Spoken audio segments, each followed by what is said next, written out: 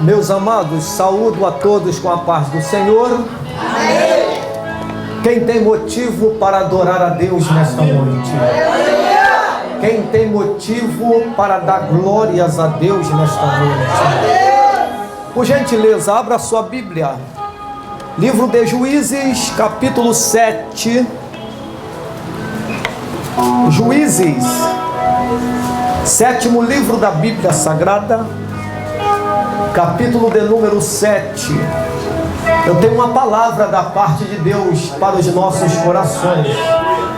Jerubbaal, que é Gideão. Jerubbaal, que é Gideão, levantou-se de madrugada. Qual horário? Madrugada. Qual horário? Madrugada. Diga para o teu irmão, de madrugada é melhor. E todo o povo que com ele estava, e se acamparam junto a qual é o sobrenome da tua igreja? Junto a fonte de Arode. Diga aleluia. Até aqui, antes de tomar um assento, diga para o teu irmão, não saia de junto da fonte. Assenta dando glória a Deus, aleluia. Maravilha. Meus amados, preste atenção aqui. Dá glória a Deus consciente, para você não dar glória a Deus sem saber porque está dando glória a Deus, porque o momento da palavra, o que é bom é você entender o que está sendo pregado, porque às vezes a gente está dando muito glória a Deus, não está nem entendendo o que está sendo pregado, para não acontecer o que aconteceu numa igreja, que o camarada estava falando que o caminhão passou pelas pernas do garoto, e o povo estava dando glória a Deus, aí tu está dando glória a Deus pelo desastre dos outros. Então, irmão, dá glória a Deus consciente, presta atenção na palavra, porque o que é importante é a tua alma sair daqui alimentada em nome de Jesus Cristo. Amém, irmãos? Acabamos de meditar no livro de Juízes. O livro de Juízes, para quem não sabe, é o sétimo livro da Bíblia Sagrada. É um livro de 21 capítulos e 618 versículos. Esse livro, meus amados irmãos, aponta para o momento em que Israel estava vivenciando um momento de altos e baixos na vida espiritual. O livro de Juízes, meus amados irmãos, para a nossa tradução, nós não sabemos quem é o autor, mas segundo a tradução Talmud, que é a tradução de compêndio judaico, ele atribui o livro de Juízes a Samuel, depois da coroação de Saul pelo ano de 1050 a.C. O livro de Juízes, meus amados irmãos, aponta para o momento em que Israel não tinha rei, e Deus governava Israel através dos juízes. Assim foi com Eude, Otiniel, Sansão, Sangar, Débora, Gideão e outros juízes que Deus levantou naquela época. O que me chama a atenção, meus amados irmãos, é que o livro de Juízes tem a história de Israel vivenciando momentos de altos e baixos, tudo porque naquela época não havia rei em Israel. E dentro dos 66 livros da Bíblia Sagrada, esse livro sagrado de 31.173 versículos, de 3.566.480 letras, que tem para mais de 8.000 promessas, dentro desse livro, para mim, encontra-se o pior versículo de toda a Bíblia Sagrada. E qual é o pior versículo? Está no livro de Juízes, no último capítulo, capítulo 21, versículo 25. Vocês leem em casa, anote esse versículo, é o versículo mais triste de toda a Bíblia Sagrada. Juízes 21, 25 está assim: e naqueles dias não havia rei em Israel, e cada um fazia o que bem queria. Amados, prestem bem atenção. O povo estava fazendo o que bem queria, porque não tinha cabeça na nação que governasse a nação. Imagine agora comigo, uma nação sem cabeça, sem um presidente. Com o presidente o povo já faz o que quer. Imagine ser um presidente. Imagine, irmão, uma família sem um cabeça do lar, o homem. Aleluia, com o homem já no lar, a família está fazendo o que quer. Aleluia, imagine uma igreja sem um cabeça, sem um pastor. Com um pastor tem ovelha que já quer fazer o que quer. Imagine, irmão, algo, aleluia, a nação sem o cabeça, aleluia. Todos nós sabemos que a cabeça é algo que governa todo o corpo. É por isso que a igreja tem cabeça. Quem é o cabeça da igreja? Jesus. A Bíblia diz em Efésios capítulo 5, versículo 25: assim como o marido é o cabeça da mulher, assim Cristo é a cabeça da igreja. E eu costumo colocar no meu Facebook que existe 3 tipos de pessoa dentro de uma igreja. Quais são elas? Primeiro, a cabeça, que é Cristo. Segundo, o cabeça, que é o pastor. E terceiro, o cabeçudo, que não entende nada disto. Aleluia. Pegue na mão do teu irmão e fala para ele: dá um glória para ninguém pensar que tem um cabeçudo. Aleluia. Oh, maravilha. Agora vai prestando bem atenção. Aleluia. Imagine uma nação sem cabeça. Israel, por não ter cabeça, governante, rei, o povo fazia o que bem queria. É por isso que Israel vivenciou momentos de altos e baixos. Tanto que quando você pega Juízes capítulo 6, versículo 1, você vai ver assim escrito no capítulo 6, versículo 1 de Juízes: e os filhos de Israel fizeram o que é mal aos olhos do Senhor. Aí o verso 2, Deus vê que tudo que ele estava fazendo era mal aos seus olhos, que fazia o que bem queria. Deus permitiu uma nação por nome de Midianita oprimir Israel, e a permissão foi tão divina que foi Deus que entregou nas mãos dos Midianitas por 7 anos. 7 anos Israel ficou sendo massacrado pela nação inimiga, a ponto de ficar com tanto medo e se esconder em covas, cavernas, fortalezas, montanhas. A Bíblia vai dizer, meus amados irmãos, que Israel começou a se enfraquecer, Israel começou a ficar pobre, tudo que eles conquistaram começaram a perder. Quando eles perceberam que estava vivenciando adversidade, sofrimento, luta, aí eles lembraram, aleluia, que existe um Deus no céu, que a letra no papel não pode descrever. Eles começaram a se voltar para Deus. Mas observe uma coisa: Israel só se voltou para Deus no momento que estava vivenciando adversidade, vivenciando sofrimento. Quem são os Israel de hoje? Somos nós. A igreja do século 21 está igualzinho Israel daquela época. Aleluia, só lembra de Deus na hora da adversidade, na hora da luta, do funil, da peneira. Quando está na bonança, esquece de Deus.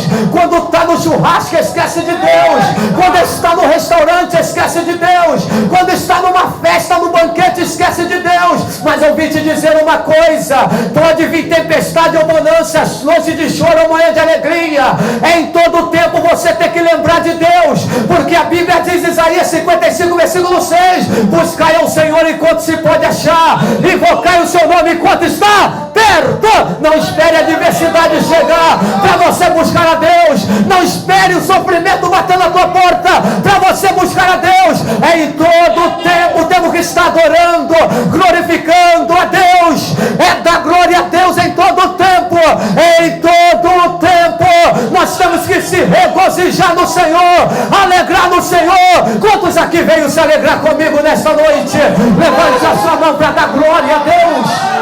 Só lembrou de Deus no momento da adversidade. Ai, Deus que é misericordioso. Deus ouviu o clamor do povo. Deus ouviu o clamor dos israelitas. Aí antes de vir um anjo, Deus enviou um profeta. E o profeta não desceu para profetizar. O profeta só desceu para lembrar para aquela nova geração o que Deus tinha feito com os pais dele lá no Egito.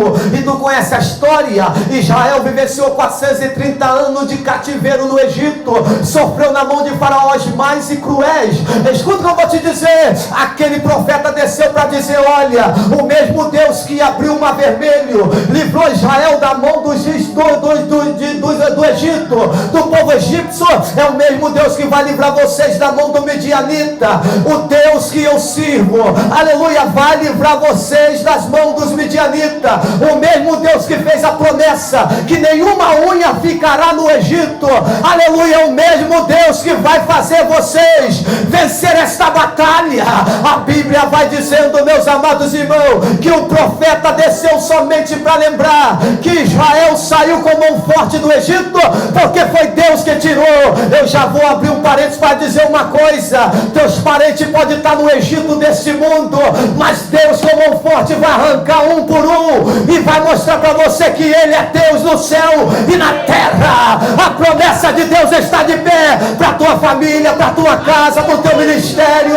Nessa noite eu vim te dizer: se Deus falou, está falado, e se está falado, está carimbado.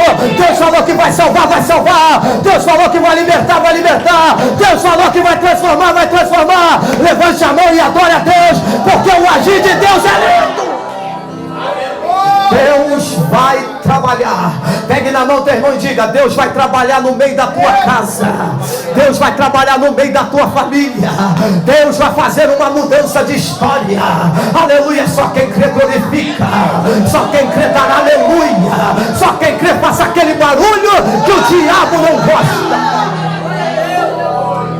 Aí o profeta sai de cena. Quando o profeta sai de cena, pastor Marco Aurélio, a Bíblia diz que desce o anjo, aleluia, e quando o anjo desce, o anjo se assenta, aonde? Debaixo do carvalho de Ofra. O anjo começa a observar, e de repente no meio dos israelitas, o anjo vê um ocupado, o anjo vê um trabalhando, o anjo vê um malhando trigo no lagar. Todos nós sabemos que lagar é lugar de pisar uva, mas o anjo não olhou nem para o lugar errado, aleluia. O anjo olhou que aquele estava ocupado trabalhando. Quando ele viu, aleluia, Gideão malhando o trigo no lagar, o anjo foi até Gideão, segurou na mão de Gideão e deu uma palavra linda para Gideão: o Senhor é contigo, varão valoroso. Aleluia. Mas por que o anjo falou que Gideão, aleluia, Deus era com ele e ele era varão valoroso? Porque Gideão estava ocupado trabalhando. Porque se Gideão tivesse numa rede, aleluia, bebendo água de coco e se abanando com o leque, ou então no ar-condicionado sem fazer nada, o anjo ia chamar Gideão, sabe de quê? Aleluia, de vagabundo. O anjo ia chamar Gideão de preguiçoso, aleluia. Mas como Deus não gosta de preguiçoso, e muito menos de vagabundo que não gosta de trabalho, o anjo falou: por ele está trabalhando, pode dizer que eu estou com ele, e ele é varão valoroso. Aleluia, oh glória a Deus, aleluia. E a Bíblia diz que Deus então falou isso através do anjo para Gideão: o Senhor é contigo, varão valoroso. Sabe o que a Bíblia vai dizer? Que Gideão falou: já se o Senhor é conosco, então por que sobreveio tudo isso sobre nós?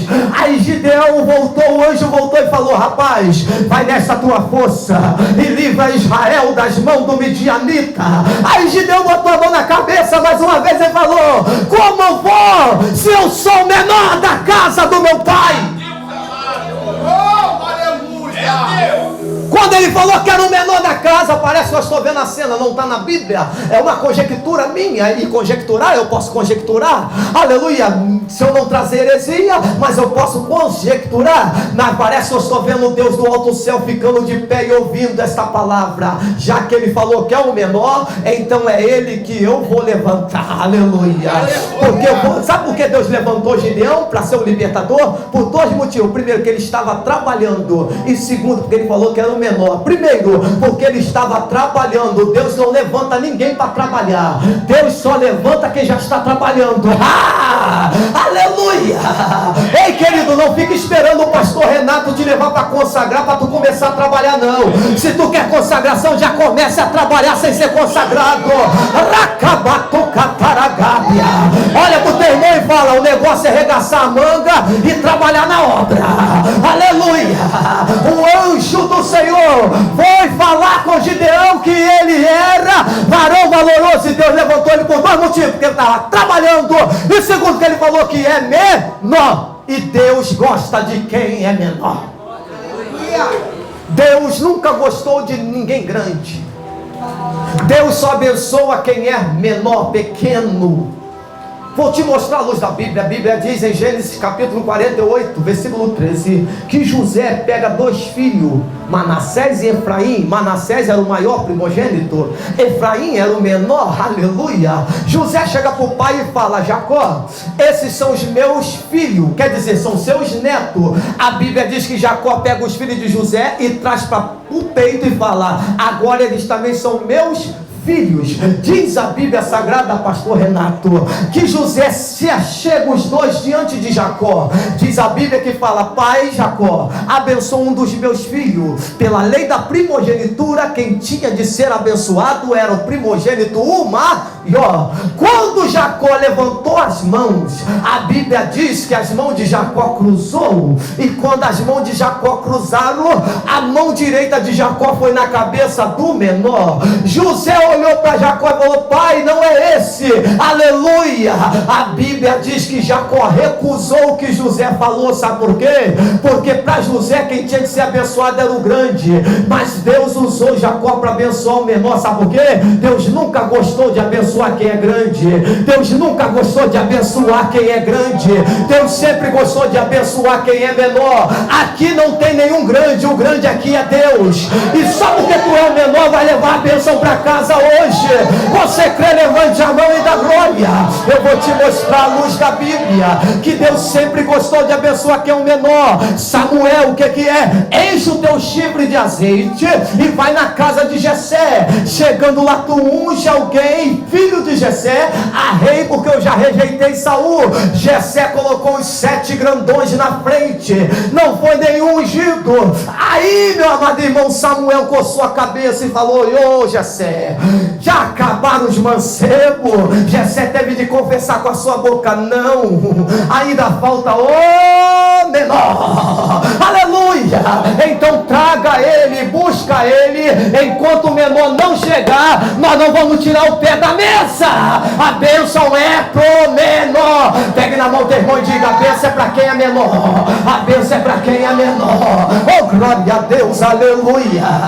Oh, maravilha. Quer ver mais um? Que Deus gosta de abençoar quem é menor. Quando Deus converte Saulo em Paulo, tu já reparou que a primeira coisa que Deus fez foi trocar o nome? Por quê? Porque na língua portuguesa o S foi trocado pelo P. Por quê? Porque o S fala de soberba e o P pequeno. Saulo no original é grande e Paulo no original é pequeno. Deus falou: vou trocar teu nome porque eu não uso grande, só uso quem é pequeno. Aleluia. Pegue na mão do irmão e fala: quer ser usado por Deus? Seja pequeno. Maior aqui é Deus, o grande aqui é Deus, a honra é dele, o louvor é dele, a adoração é dele. Quem veio levantar a mão e adorar ele? Aleluia.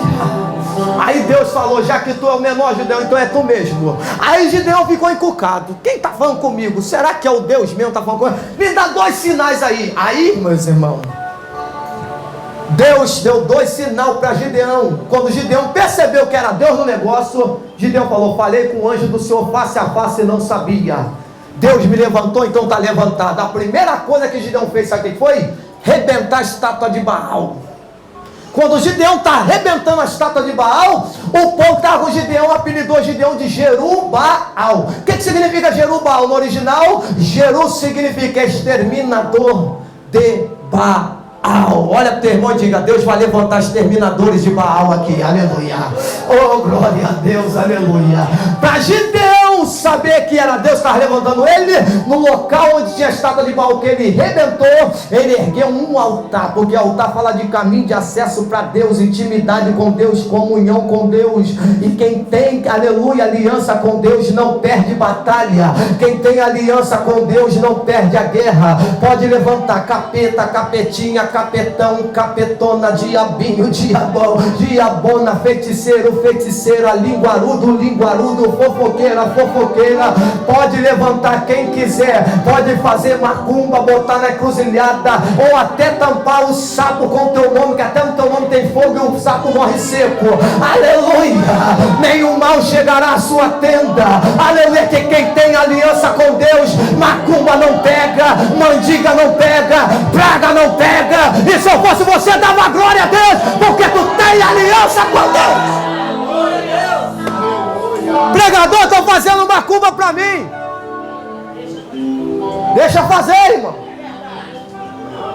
Macumba não pega em crente. Olha para o teu irmão e fala: não tenha medo de macumba. Macumba não pega em crente. Ah, mas estão fazendo macumba para roubar o meu marido.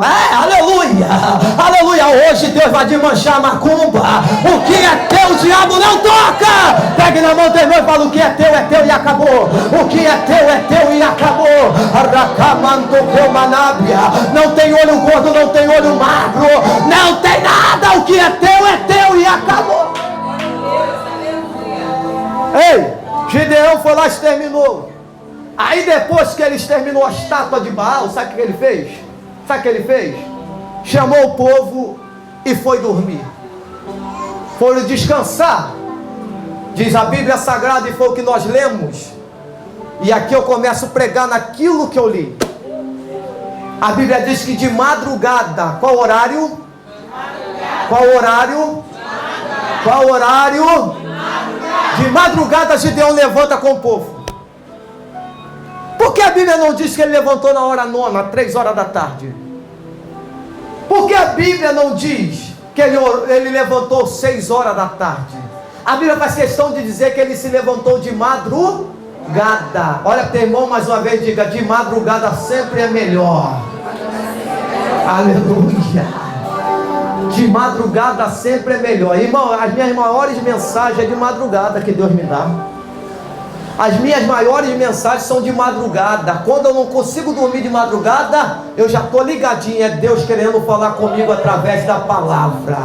Desculpa eu dizer uma verdade, é que tem gente que não consegue, aleluia, se levantar para falar com Deus de madrugada. Mas é de madrugada que nós temos encontro real com Deus. Diz a Bíblia em Provérbio 8,17: eu amo os que me amam, e os que de madrugada me buscam me acharão. Quer achar Deus, irmão, é de madrugada. Para de dormir até meio-dia, rapaz. Ô preguiçosa, para de dormir até 3 horas da tarde. Fala, teu irmão, é de madrugada que Deus quer palestrar contigo. É de madrugada. Aleluia. Tem até um corinho que diz: de madrugada o crente vai buscar poder. De madrugada o crente vai buscar poder. Canta. Vai, vai, vai, vai. Os dias são de trevas, sem poder o crente vai. Vai, vai, vai, vai. Os dias são de trevas, sem poder o crente cai. De madrugada o crente vai buscar poder. De madrugada o crente vai. Vai, vai, vai, vai. Os dias são de trevas.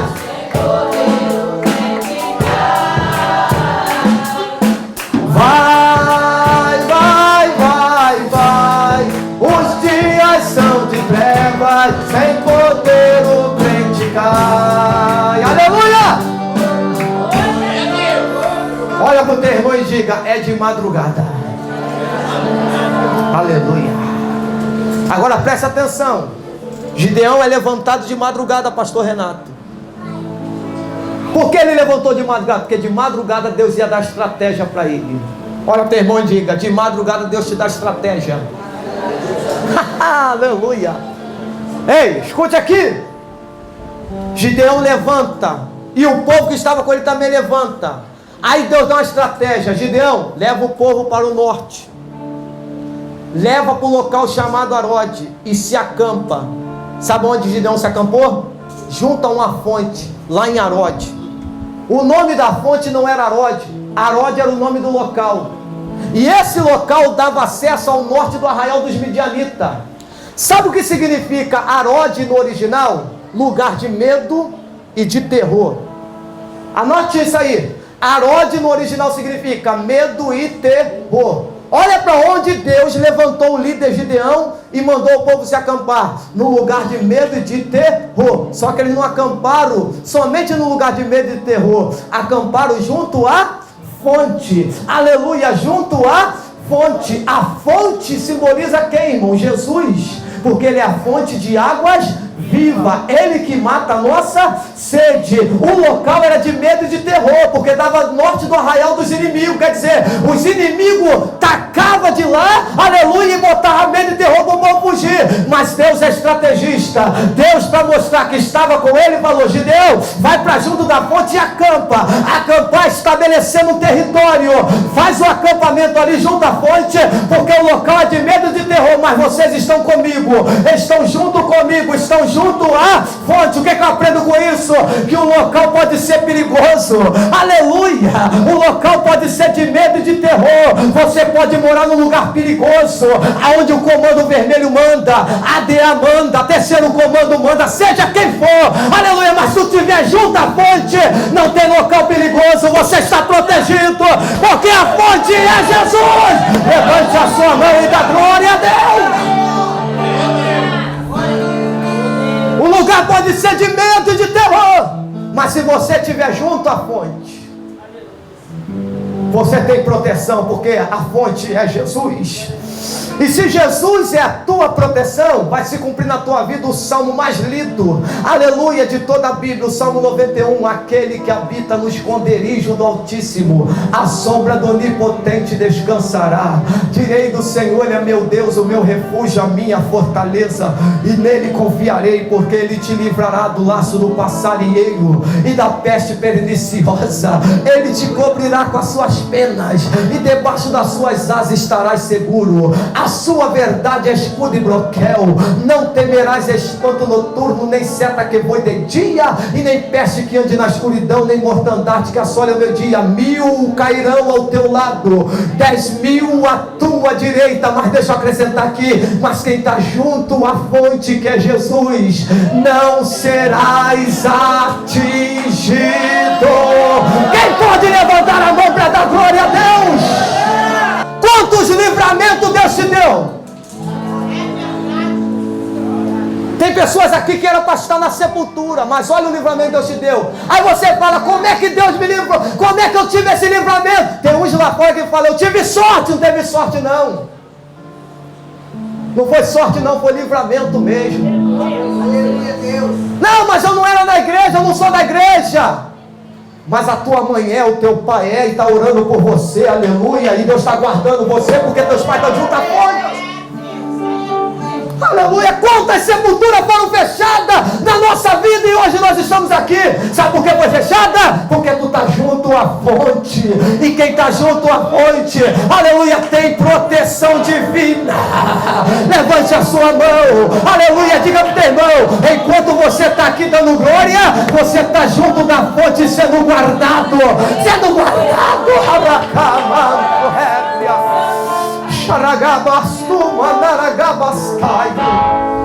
junto à fonte. O que tem junto à fonte, pastor Renato? Junto à fonte temos proteção divina. Segundo lugar, o que tem junto da fonte? Junto da fonte, observe que Gideão não vai para a fonte sozinho. Gideão vai para a fonte com o povo. Quer dizer, todo o povo que com ele estava foi para junto da fonte. Quer dizer, ninguém estava separado. Estava todo mundo juntinho da fonte. Olha para o teu irmão e diga: junto da fonte que é Jesus tem união, aleluia.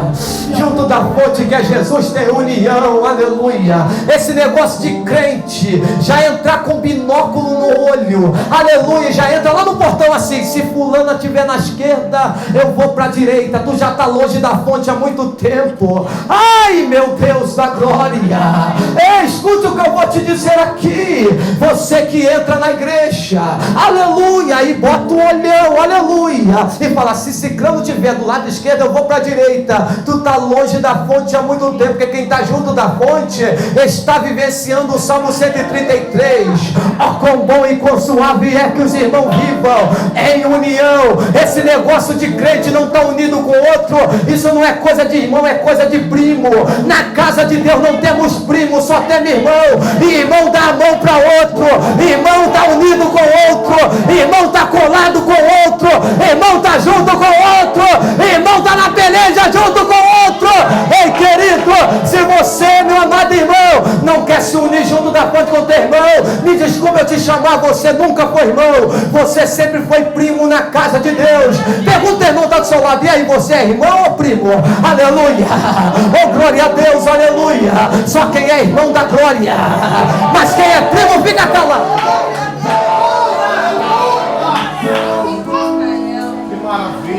Um dia desse alguém me parou e falou assim: pastor André, falei, o que é? Estou cheio de inimigo na igreja.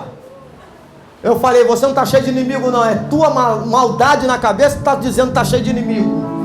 Porque a igreja não é cheia de inimigo, a igreja só tem um inimigo, que é o diabo. E o teu irmão não é inimigo, é teu irmão. Maravilha. Claro que tem uns que dá brecha, aí o diabo entra e usa essa pessoa, mas tu nunca pode chamar o teu irmão que participa da ceia contigo, dá glória a Deus contigo, senta do teu lado, aperta a tua mão, pedindo para você ficar ligado no culto, de inimigo. Aleluia, é o diabo que bota isso na nossa mente. A nossa luta não é contra a carne nem contra o sangue, a nossa luta é contra os principados das trevas. Inimigo da igreja é o diabo, não é o teu irmão. Então você que está sem falar com ele, vai até ele e peça perdão. Aleluia, porque é o inimigo que está fazendo isso. Você não falar com o teu irmão, acabou, meu amado irmão. Esse negócio do diabo querer colocar irmão contra irmão dentro da igreja, ou somos de Jesus ou não somos.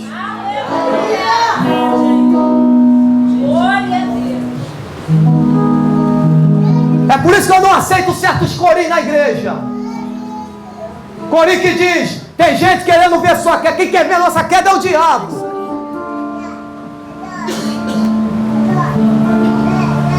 Nós temos que passar a entender, irmão.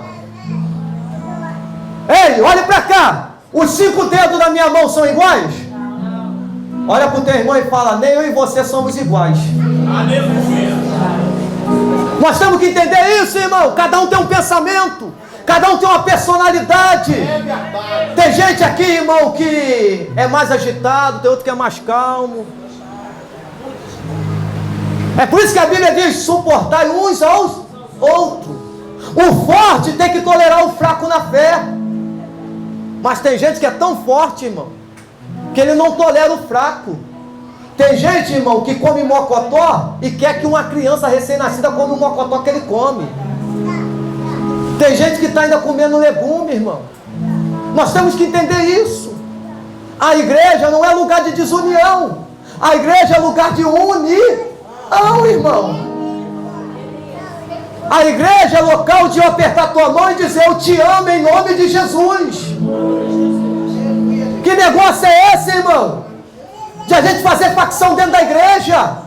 Está que nem a igreja de Corinto. Um servia fulano, outro ciclano, irmão. Nós pertencemos a um só, quem? A fonte Jesus de Nazaré. Aleluia. Nós temos que dar a mão para ele. É o inimigo, irmão, que faz tudo isso. Faz você ficar com raiva do outro, faz você achar que a palavra está indo em direção a você. Tudo é seta do inimigo. É verdade, Jesus.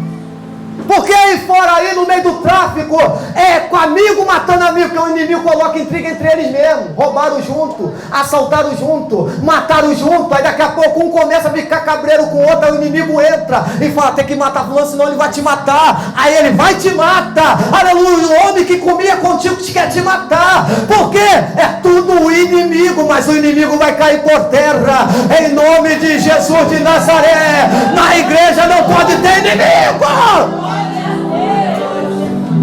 É isso aí, irmão. Porque tem crente na igreja, irmão, o irmão caiu. Aí tem gente que bate palma: fulano caiu. E tem outros que é profeta. É tão profeta, que quando ele sabe que fulano caiu, ele chega para o outro e fala: não sabe de nada, Deus me revelou isso há 3 meses atrás. Hipocrisia, irmão, mentira. Porque se Deus te revelasse, você entregava para ele não cair. Porque Deus, quando revela, corta o laço. Mas você está alegre porque teu irmão como inimigo, porque o irmão caiu. Irmão, crente que é unido, quando vê o irmão caído, sabe o que ele faz? Ele estende a mão para levantar ele do chão. Oh, meu Deus, aleluia. Catuca o teu irmão e fala: tá difícil de dar glória, meu irmão? É para dar glória. Aleluia. É por isso que eu não julgo ninguém, irmão. Porque eu sou cheio de defeito, sou cheio de falha. Porque tem umas crentalhadas aí muito perfeitas, que eu acho que não era nem para ele estar na terra. Já era para ter sido arrebatado. Ele é tão santo, tão santo, tão santo, que foi só o pastor vir de calça jeans que já julgou o pastor da igreja. O pastor veio sem gravata, ele já julgou o pastor da igreja. Ele é tão santo. Cheguei uma vez para pregar numa igreja sem gravata, pastor. O pastor falou assim: aqui não prega sem gravata. Eu, por quê, pastor? Porque é liturgia nossa. Eu falei: amém, estou aqui para obedecer, eu tenho que respeitar, é liturgia deles. Eu falei: pastor, então me empresta uma gravata, porque eu vim para pregar. E eu saí correndo e não preguei com gravata. Eu saí correndo e não peguei a gravata. Aí ele: vou arrumar uma gravata para tu, mas não vem mais assim não, hein? Aí eu pergunto para você: gravata prega? Paletó prega? Tem até um hino que diz ali: fala paletó, paletó não fala nada, paletó não faz jejum, paletó não lê a Bíblia nem hora de madrugada. É, irmão, é. Aí, irmão, eu águia dos águia, eu falei: eu vou ter que dar um ensinamento para ele.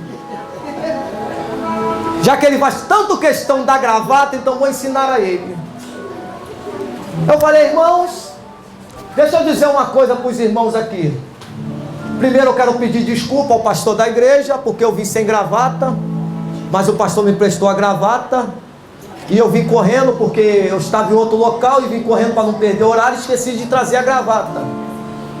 Mas, já que o pastor faz tanta questão de gravata, o pastor sabe quem fez a gravata? Não, falei para ele: o pastor sabe quem fez a gravata? Aí ele, irmão, olhou para mim e falou: não sei não. Aí eu falei: pastor, permita eu falar quem fez a gravata? Ele: pode falar. Aí eu falei: quem fez a gravata foi Luiz XV. Quem é Luiz XV? O pastor falou: Luiz XV é um francês, estilista. É. E o que tem? Deixa eu contar a história dele. Sabe quem era Luiz XV? Número 24. Luiz XV andava meio cascavelando na rua. Na pontinha do dedo. Desfilando que nem uma cascavel. Sabe quem era Luiz XV? Luiz XV era mão macia. Ele arregalou o olhão. Eu falei: foi esse cabra aí que inventou a gravata, que nós trazemos como costume para a Assembleia de Deus. A gravata foi feita pela mão de um homossexual. Nós não temos nada contra o homossexual, nós amamos ele, respeitamos ele, mas a prática dele é abominação aos olhos de Deus.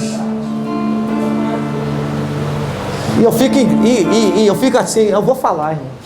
Eu fico indignado, irmão. Irmão, já fez uma pesquisa aí que são 100 mulheres para 10 homens só.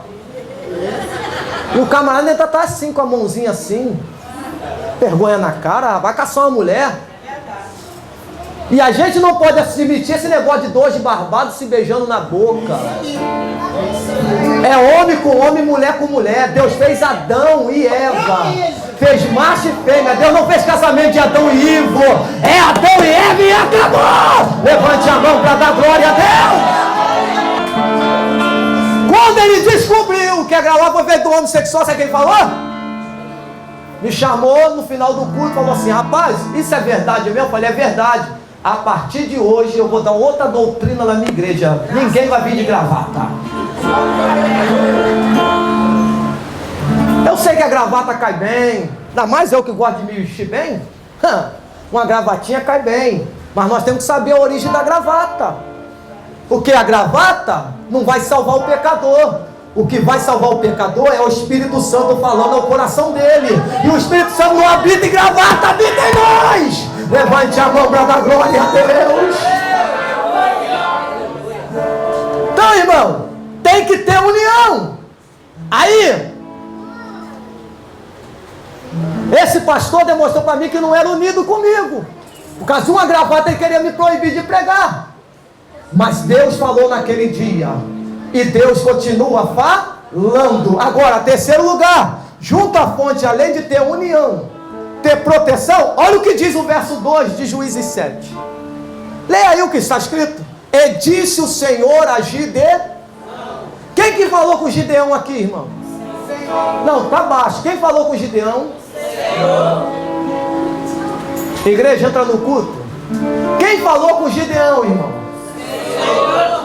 Irmão, vamos ser sinceros. Quem falou com Gideão aqui foi Dilma Rousseff? Não. Quem falou com Gideão foi o cheirador? Nessa. Meu Deus, maçom. Quem falou com Gideão foi Garotinho? Com a ilusão de restaurante popular de R$1 para você? Quem falou com Gideão foi o Pezão? Foi o Crivella? Foi Buda, Maomé, Confuso, Mãe de Nada? Foi o profeta? Não, quem falou com Gideão foi o próprio Senhor. Se o Senhor falou com Gideão, Ele fala também contigo. E aonde Ele falou com Gideão? Junto da fonte. Junto da fonte eu aprendo a terceira lição. Deus fala com você. Aleluia. Pegue na mão do teu irmão e fala: tu está junto da fonte, Deus está falando contigo hoje. Deus está falando contigo hoje. Aramanto Rébia. Quem aqui está ouvindo a voz de Deus hoje aqui? Quem aqui está ouvindo a voz de Deus hoje aqui? Aleluia. Gideão ouviu a voz de Deus junto da fonte. A fonte é Jesus, irmão. Irmão, quando você vem para a igreja, você vem para junto da fonte, querendo ouvir Deus falar contigo. Então permita Deus falar contigo hoje. Ouve a voz de Deus, irmão. Não ouve a voz humana, não. Ouve o que Deus tem para você hoje aqui. Deus tem o melhor para falar com você. Deus tem prazer em te ver alegre. Deus tem prazer de te ver restaurado. Deus tem prazer de te ver curado. É por isso que Deus te traz para junto da fonte para dizer: meu filho, eu te amo do jeito que você é. Não adianta ninguém julgar ninguém dentro da igreja, irmão, porque Deus conhece o coração da pessoa. Aleluia. E se você é um julgador, aleluia, vai para perto do espelho e vê se você é perfeitinho. Aleluia. Ei, querido, escuta o que eu vou te falar. Deus te trouxe aqui para falar contigo. Falar o quê? Que hoje é noite da tua vitória. Hoje Ele vai mudar a tua história. Hoje Ele vai fazer um milagre na tua família. Hoje Ele vai abençoar a tua casa. Pegue na mão do teu irmão e diga: Deus está falando que a tua família é abençoada e acabou. Oh, meu Deus. Irmão, Deus está falando contigo. As maiores brigas dentro do lar hoje é porque você se afastou da fonte e deixa o inimigo entrar. Porque quem bota intriga é o inimigo. Quem faz marido gritar com mulher é o inimigo. Quem faz mulher gritar com marido é o inimigo. Aleluia. Aleluia. O inimigo é sujo. Eu estou vendo a queda do inimigo hoje aqui. Eu estou vendo Deus fazendo uma aliança de fogo aqui. Eu estou vendo Deus dizendo assim: meu filho, minha filha, aleluia, eu vou pegar vocês no colo hoje. Aleluia. Tem gente, irmão, que vem para a igreja e se sente bem só na igreja. Quando chega em casa parece que o inferno abre a porta e começa tudo de novo. Contenda, confusão dentro de casa, panela voando, gritaiada. Acabou. Hoje Jesus está dizendo: vou dar um basta, vou abençoar a tua vida. Quem está entendendo a palavra, diga aleluia. Aleluia. Pegue na mão do irmão e diga: Jesus está te abençoando hoje. Jesus está falando contigo hoje. E o que o Senhor falou para Gideão? Gideão, é muita gente contigo. Olha o que o Senhor falou para Gideão: é muita gente contigo. Sabe o que Deus estava falando para Gideão junto da fonte? A vitória não vai ser da maioria. A vitória vai ser da minoria. Diga esse teu irmão: a vitória nunca é da maioria, sempre da minoria. Aleluia. Pregador, era para estar cheia a igreja. Não era não. Porque se estivesse cheia, a vitória não ia ser da maioria, ia ser só da minoria. Levanta a mão para a glória a Deus, aleluia. Aleluia. Deus sempre dá vitória para a minoria. Por quê? Porque é a minoria que são mais fiéis. Que adianta a igreja lotada? Por que Deus só dá a vitória para a minoria e não para a maioria? Porque Deus sabe quem é quem. Olha para o teu irmão e fala: Deus sabe quem é quem junto da fonte. Quando Deus fala, é muita gente contigo, olha o que Deus emenda: mande os covardes e os medrosos voltarem. Junto à fonte, Deus sabe quem é quem. Deus sabe quem é covarde, Deus sabe quem é medroso, mas Deus sabe quem é corajoso. Não entendeu não? Vou repetir. Junto da fonte, Deus sabe quem é medroso, Deus sabe quem é covarde, mas Deus sabe quem está aqui com coragem para vencer a batalha. Aleluia. Oh, glória a Deus. Junto da fonte, Deus sabe quem é quem. Deus sabe quem é adorador verdadeiro e quem é falso adorador.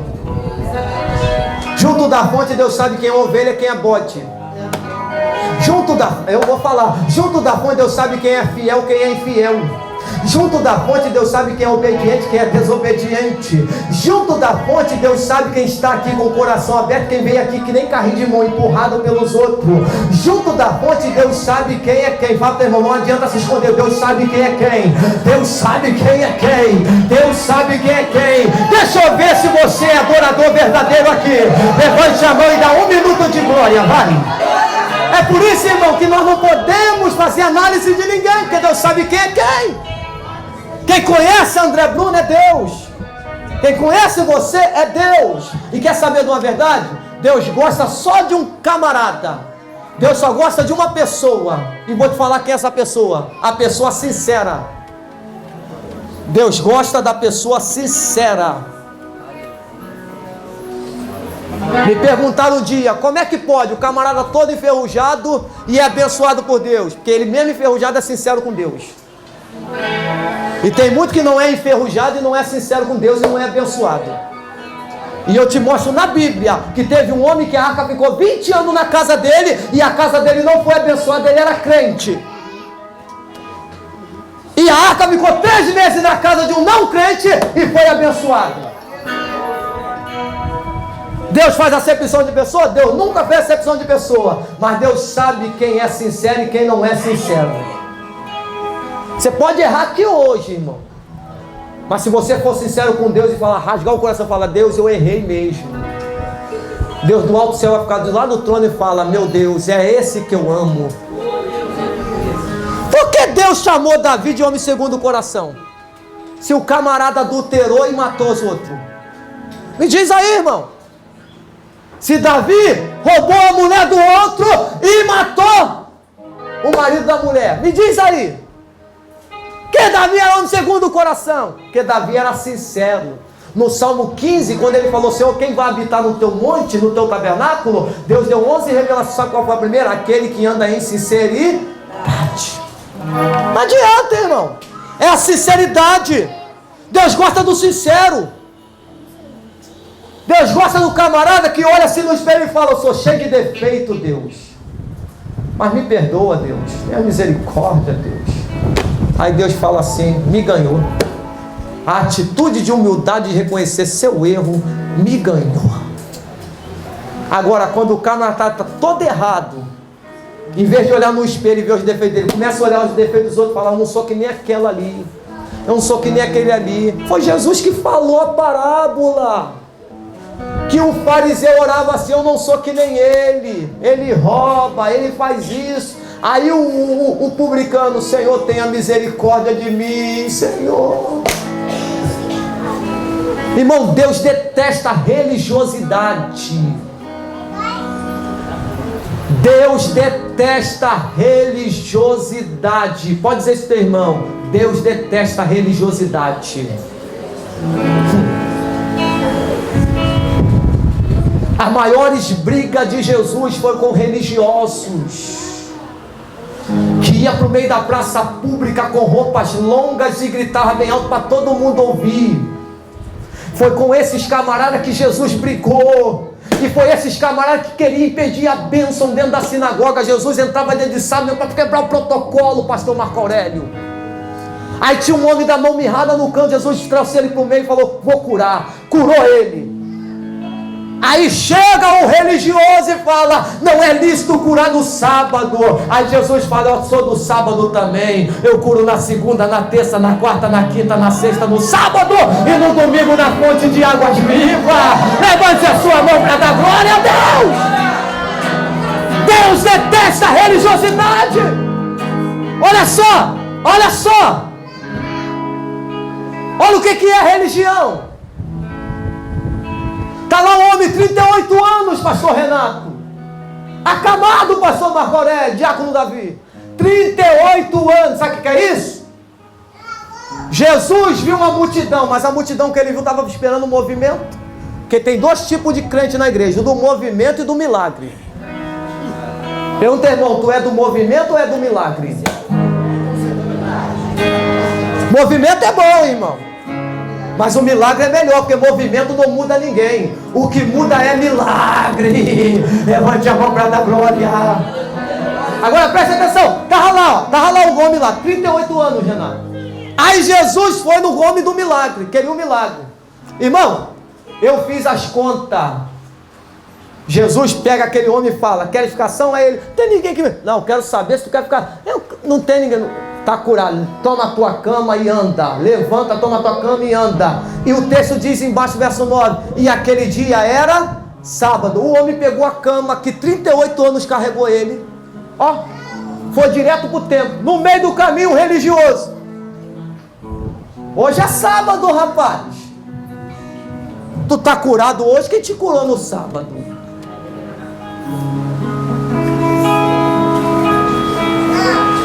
Não é lícito tu ser curado no sábado. Olha a religião o que faz. Vamos fazer uma média? Quantos anos aquele homem ficou na cama?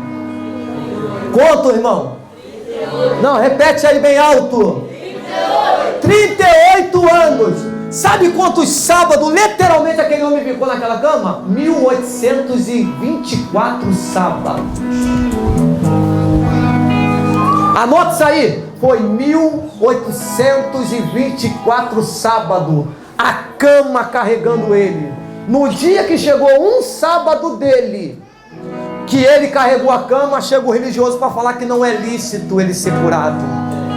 Quer dizer que quando ele estava na cama, ninguém foi lá estender a mão para ele, né? Mas quando ele estava carregando a cama, andando, teve alguém querendo impedir a bênção. Sai para lá, fariseu. Aleluia. Quer dizer que eu fico 1824 sábados deitado numa cama. Quando chega o meu sábado, tem gente impedindo minha bênção. Olha para o teu irmão e fala: não adianta. A bênção é minha, acabou.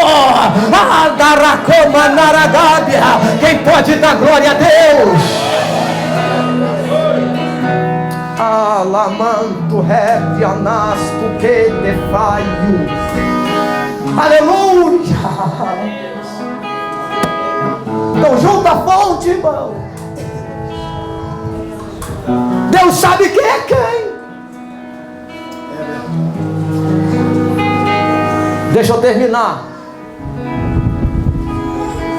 Deixa eu terminar aqui agora. Olhe para cá, irmãos. Deixa eu terminar. Pregador veio pregar mensagem. E mensagem é para ouvir e guardar no coração. Pregador não veio gritar, senão tu não vai entender nada. Mensagem é mensagem. Corim de fogo é corim de fogo.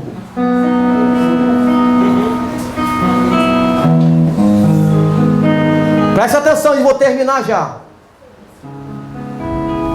Quando Deus falou que eu conheço os covardes medrosos, pode voltar porque eu conheço quem é quem. Deus botou eles na prova e falou: Gideão, desses 32 mil tem muito covarde e medroso. Aí ficaram só 10 mil. Aí Deus bradou de novo: eu ainda sei quem é quem, tem muita gente contigo, mande os covardes e medrosos voltarem. Aí dos 10 mil, Deus colocou uma prova: Gideão, tem 10 mil homens contigo, mas eu ainda conheço esses 10 mil homens, porque eu sou Deus, que conheço por dentro e por fora. Agora tu não vai gritar para os covardes medrosos voltarem. Tá vendo esse lago? Tô vendo. Manda descer. Quem lamber a água suja como um cão lambe, são esses que vão contigo para a peleja. Olha a expressão que Deus falou. Gideão, manda descer e lamber a água como o cão lambe. Sabe o que eu aprendo com isso? E junta a fonte. Deus quer ver quem desce. Olha para o teu irmão e fala: junto da fonte tem que descer. Eu estou sentindo que o clima de glória diminuiu. Olha para o teu irmão e fala para ele: dá um glória para ninguém pensar que tu não quer descer.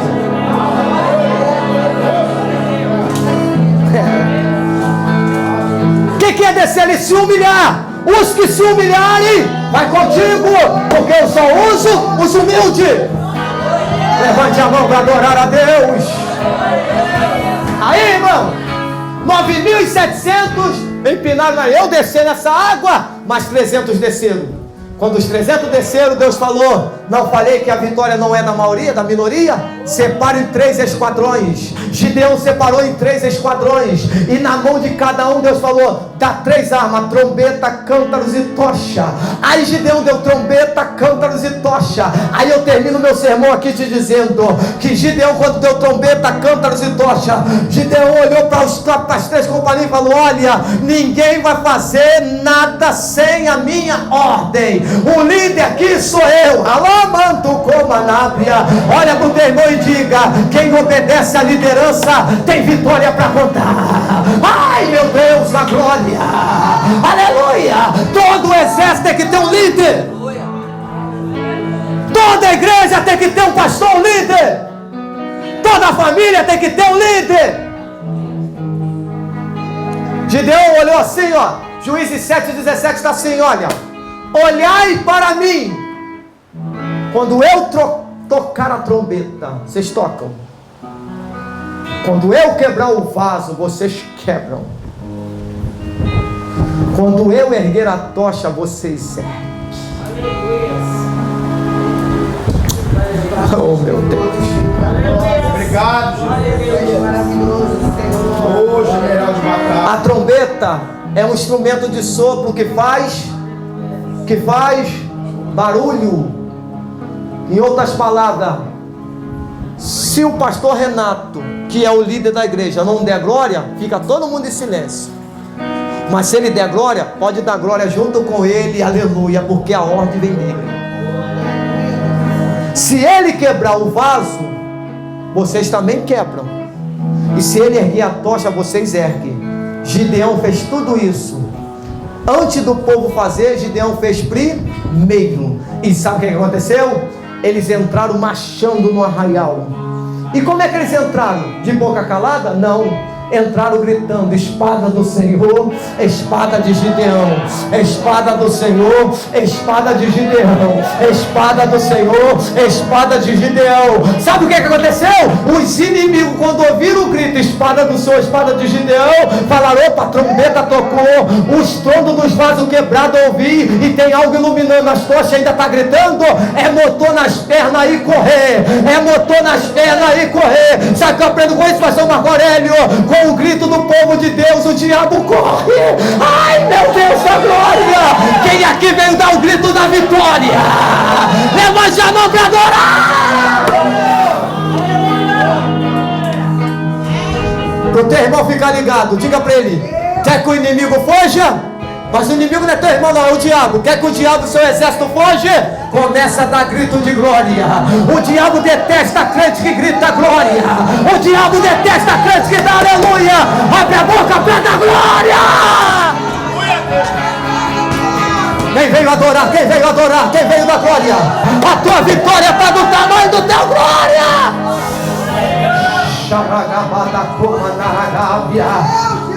Termino o meu sermão aqui dizendo uma coisa: o inimigo fugiram, e eles invadiram o terreno dos inimigos, e ergueram a troféu de vitória, sabe onde? No terreno dos inimigos. Aleluia. Não tem vitória melhor do que aquela que você vence na casa dos adversários. Eu fico imaginando, irmão, a seleção da Alemanha tirando onda aqui no Brasil. Deu de 7-0 dentro de casa. E ainda ergueram o troféu na casa dos inimigos, dentro do Brasil. Aleluia!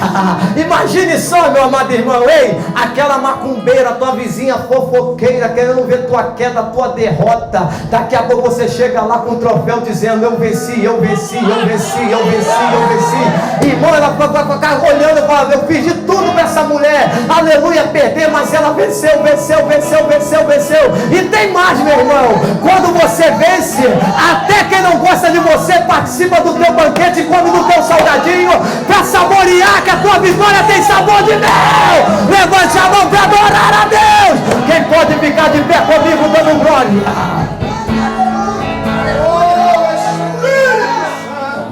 Oh, aleluia.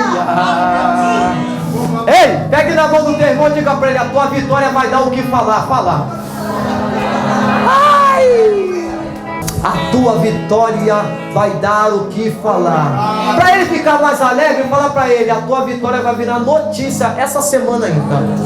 Aleluia. Oh, glória a Deus, aleluia. O agir de Deus na vida de quem é fiel.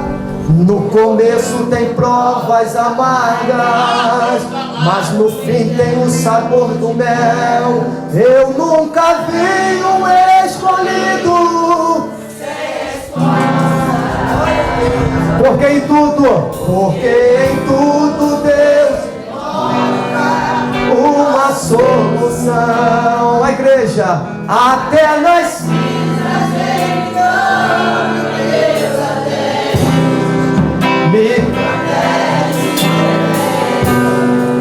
com as suas fortes mãos. Você é o escolhido, você é o escolhido. Sua história nunca acaba assim. Você pode estar chorando agora, mas amanhã você irá sorrir. Deus vai te levantar das... A igreja, Deus vai cumprir tudo o que tem. Você vai ver a mão de Deus te exaltar. Quem te vê há de falar que Ele é mesmo escolhido. Vão dizer que você nasceu pra vencer. Já sabia porque você tinha mesmo cara de vencedor.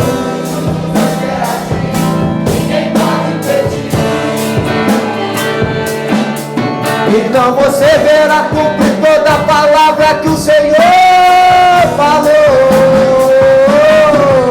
Quem te viu passar na prova e não te ajudou, quando vê você na mesa pode se arrepender. Vai sair na plateia e você no palco.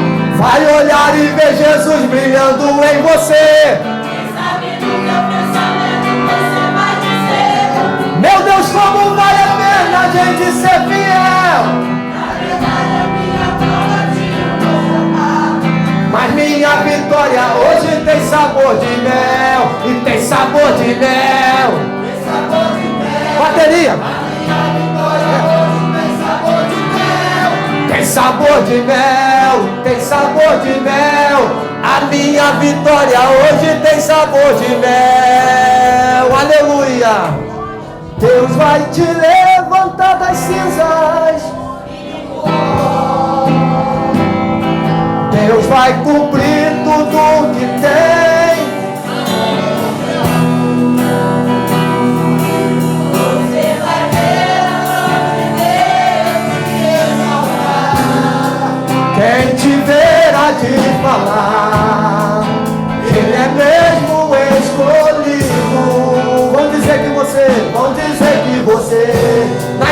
vencer. E já sabia porque você tinha mesmo cara de vencedor.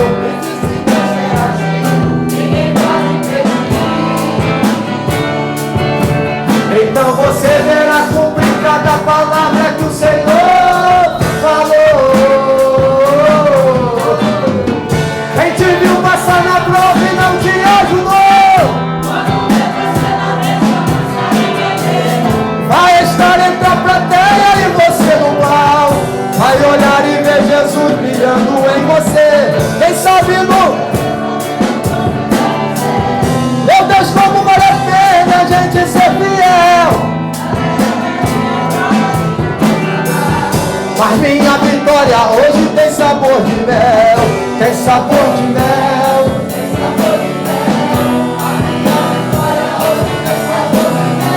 Oh, tem sabor de mel. A minha vitória hoje tem sabor de mel. E tem sabor de mel. A minha vitória hoje tem sabor de mel. Levante as suas mãos pro alto. Dá um abraço no teu irmão e fala: tua vitória hoje é com sabor de mel. Aleluia. Oh, aleluia. Oh, aleluia. Que Deus continue abençoando o pastor Renato, pastores, obreiros. Deus continue abençoando você, meu irmão, você, minha irmã. Saia daqui sabendo que a tua vitória está junto da fonte. Repita bem alto comigo: vem o que vier. Está fraco, vem o que vier. Aconteça o que acontecer. Mas eu não saio de junto da fonte por nada. Catuca o teu irmão e fala: não saia de junto da fonte.